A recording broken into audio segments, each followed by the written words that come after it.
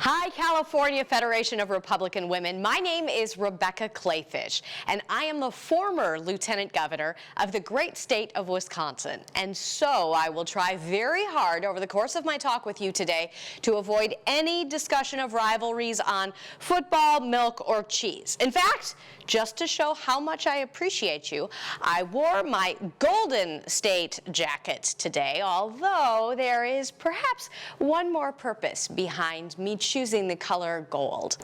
But first, some thank yous, particularly to Bea and Rosemary, who I hope are joining you online today and are particularly responsible for my fondness for your great state. They helped me so much, in fact, so many of you did, back in 2012. Because that's when I became the only lieutenant governor in American history to face and win a recall election. You see, I was Scott Walker's lieutenant governor, and my recall was the one that flew under the radar. Many of you are probably familiar with our governor's great fight, but I was there in lockstep, standing right behind him in my own separate recall election to fight for Wisconsin's future, to fight for fiscal responsibility, and to assure that our children had a smooth path to prosperity. Well, you came to our aid in a way that no one could have possibly expected. Thank you so much for making phone calls and sending in contributions when we in the Republican Party of Wisconsin and in Governor Walker's and my campaign needed it the most, because we emerged from that recall election even stronger. And I'm proud to tell you today that our pension system in Wisconsin is one of only 3 in the country that is actually fully funded. And you are going to get a taste of that fiscal common sense when Governor Scott Walker comes to take over the Young America's Foundation and your beautiful headquarters at the Reagan Ranch shortly into 2021. We cannot wait to come and visit him.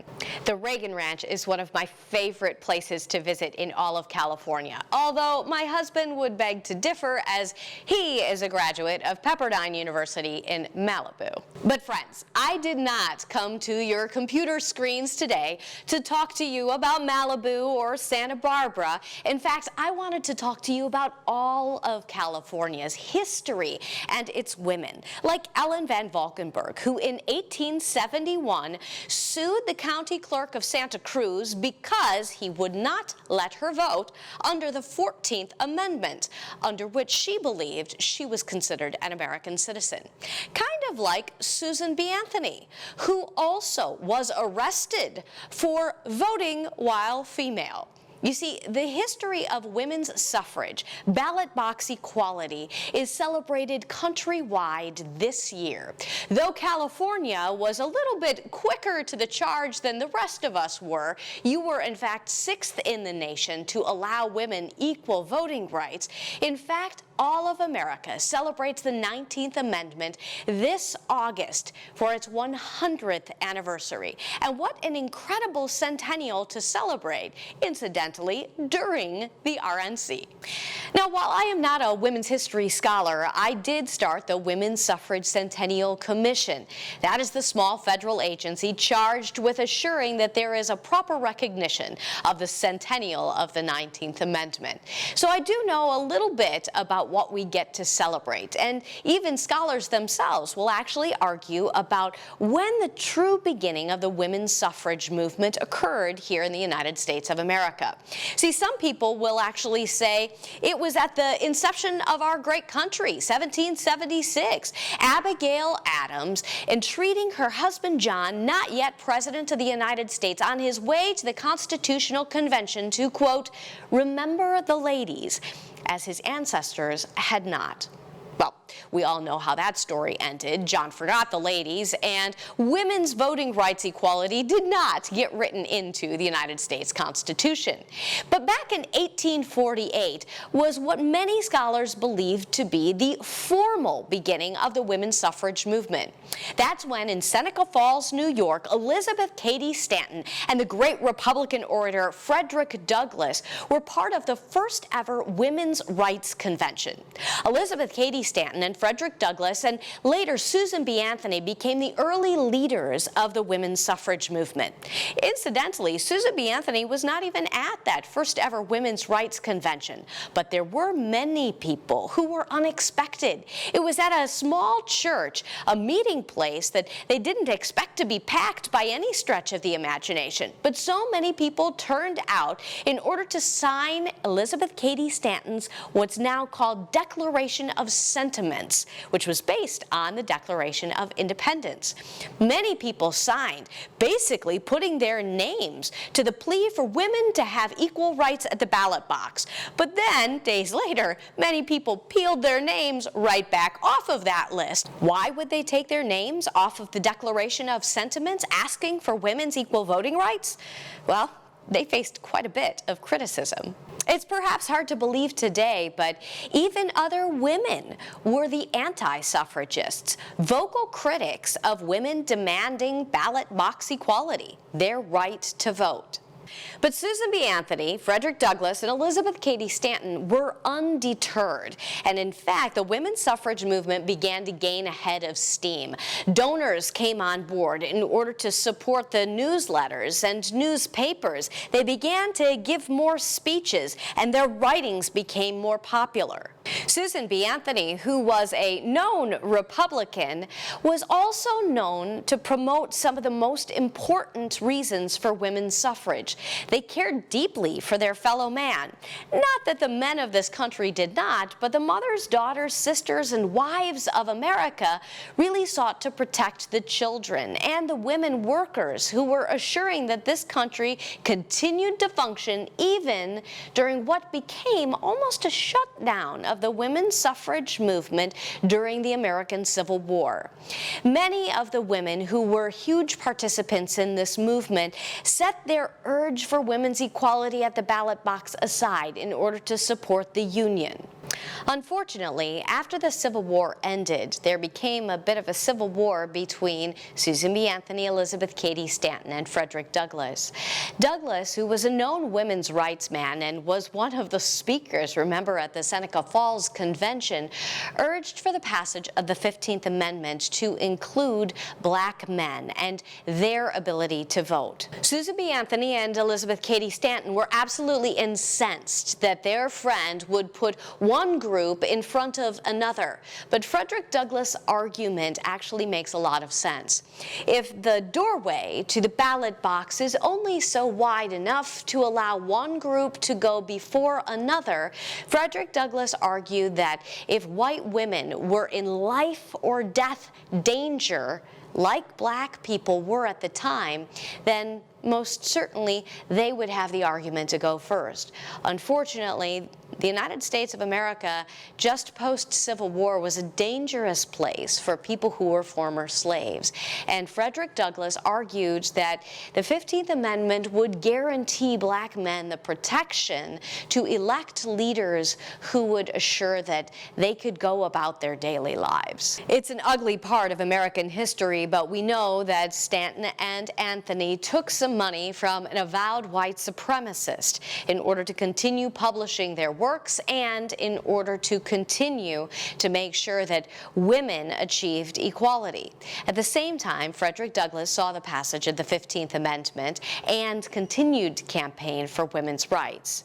We do know, however, that toward the end of their lives, there must have been some sort of reconciliation. The good news I have for you today is that history suggests that Susan B. Anthony and Frederick Douglass sat on the same dais and spoke at the same event shortly before Douglass's death. We also know that when Susan B. Anthony learned that Frederick Douglass had died, she immediately called upon his widow and helped plan his funeral. She eulogized him. We also know that Elizabeth Cady Stanton's portrait continued to hang in Frederick Douglass's study.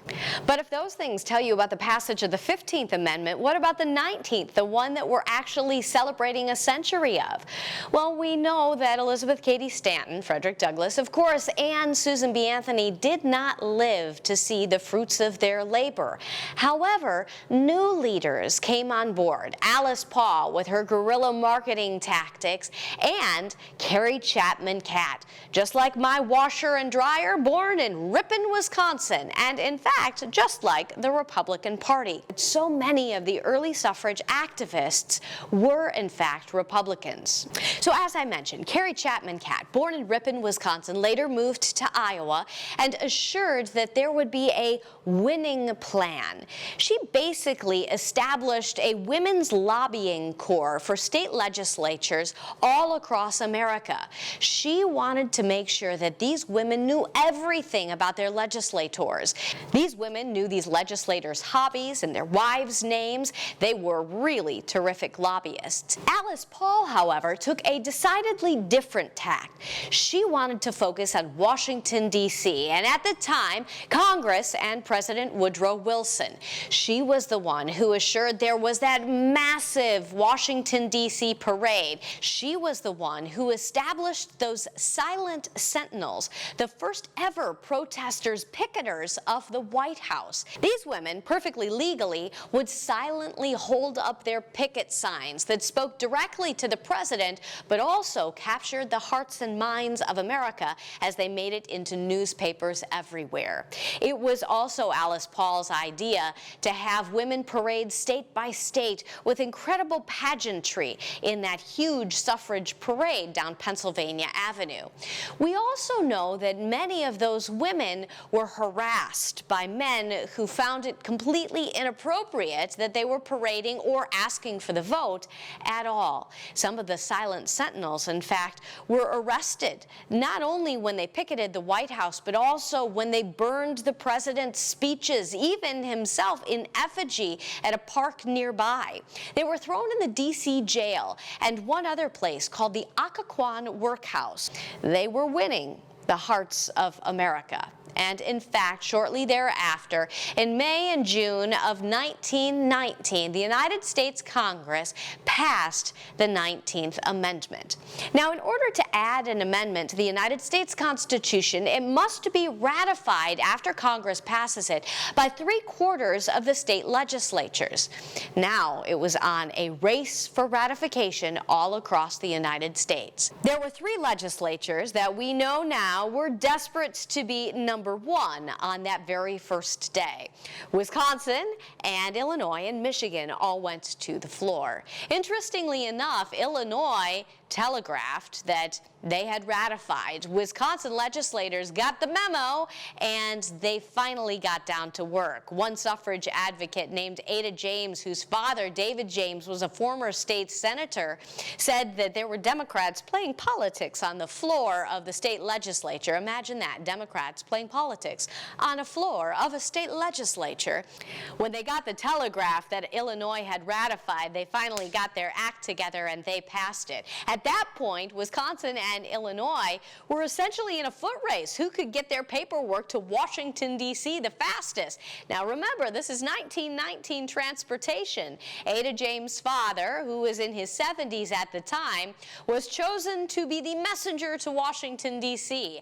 He beat the guy from Illinois by just a little while. He said he returned to the Secretary of State in Washington, D.C., only to see the entrance of the messenger from Illinois, who came to deliver his paperwork thinking that they were first in the country, only to be interrupted by the peals of laughter of the delegation from Wisconsin. Now, you'll recall that all of this was going on in 1919, and you all in California had already passed Proposition 4, allowing women the right to vote, back in 1911. So all of us were busy playing catch-up, but you did have a lot of activists who were working on the national level to assure that the rest of us and our ancestors had the equal opportunity that you already did in California. But after Wisconsin became number 1, the 19th Amendment had to go all the way around the country in order to assure that we reached that 3/4 number. And that, ladies, is how we get to our final state for ratification, Tennessee. There were other states that could possibly have done it, but we know that Tennessee was in session, but it was hot. It was August of 1920. Now, it had taken all the way from May of 1919 to August of 1920 to get around the country in order to get 3/4 of states to ratify the 19th Amendment. There were some people in Tennessee who did not want to see it happen. In fact, many of them were women, and pretty much everyone in the country had converged on the Tennessee state capitol in Nashville if they cared about women's equality or assuring that women did not have the equal right to vote. Both the suffragists and the anti-suffragists set up camp at one hotel called the Hermitage Hotel, literally right across the street from the state capitol in Nashville.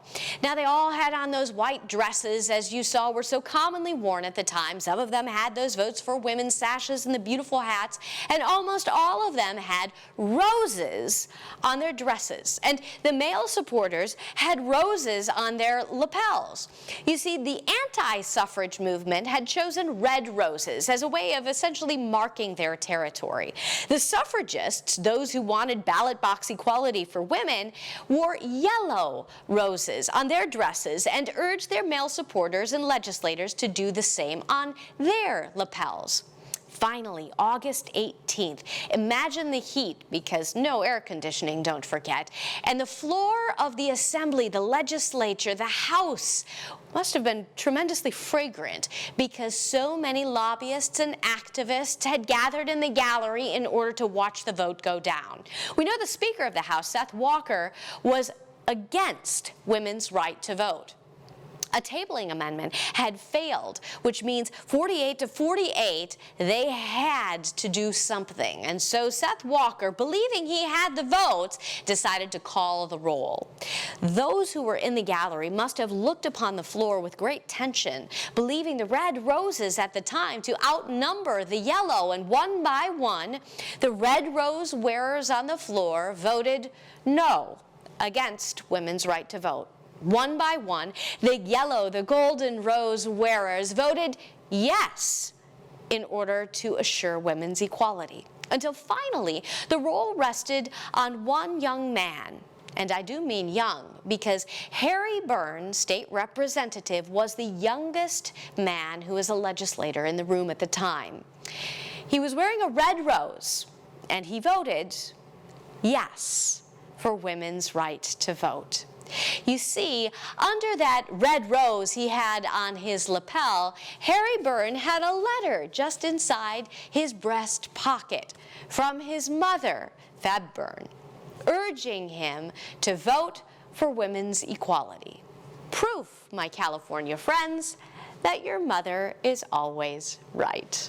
No doubt there was great jubilation, and no doubt there will be once again in August, when on the 26th, which is the official anniversary when the Secretary of State certified all of the paperwork, we actually get to celebrate 1 century of voting rights for women.